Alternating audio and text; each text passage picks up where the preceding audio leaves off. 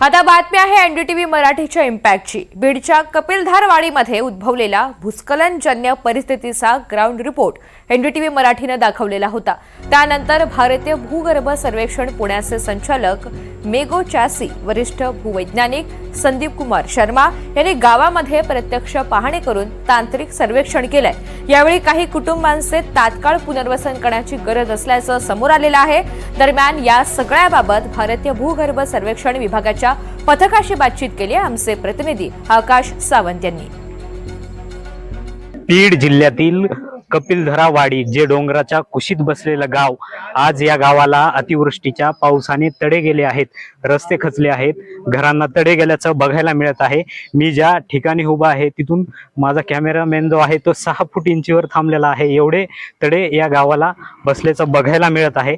आपण बघू शकता, जिकडे बघावं तिकडं रस्त्यावर मोठमोठे तडे बसल्याचं बघायला मिळत आहे। हे गाव जे आहे संपूर्णरित्या जे आहे ते आता कुठेतरी सुरक्षित ठिकाणी ग्रामस्थांना हलवण्यात आलेलं आहे।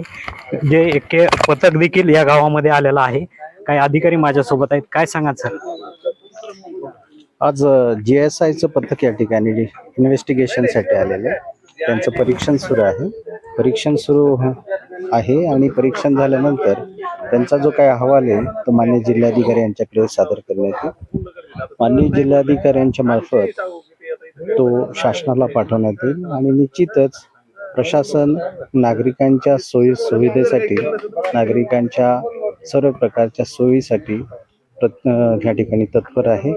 24 तास त्यांच्या ज्या काही मागण्या आहेत त्या संदर्भात शासन विचार करतच आहे आणि शक्यतो त्यांना लोकांना सुरक्षित करून जी काही नागरी सुविधा आहे ती देण्याचं काम प्रशासनाच्या माध्यमातून हे सुरू आहे।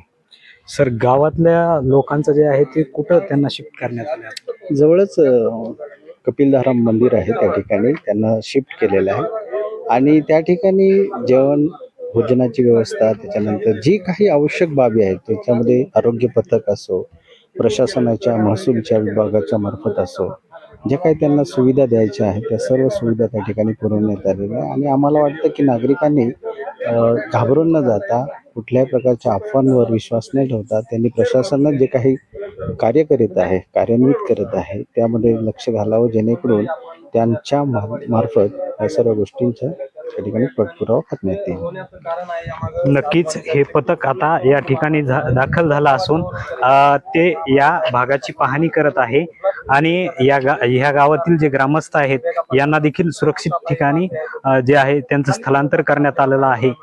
एनडीटीव्ही मराठीसाठी मी आकाश सावंत, बीड।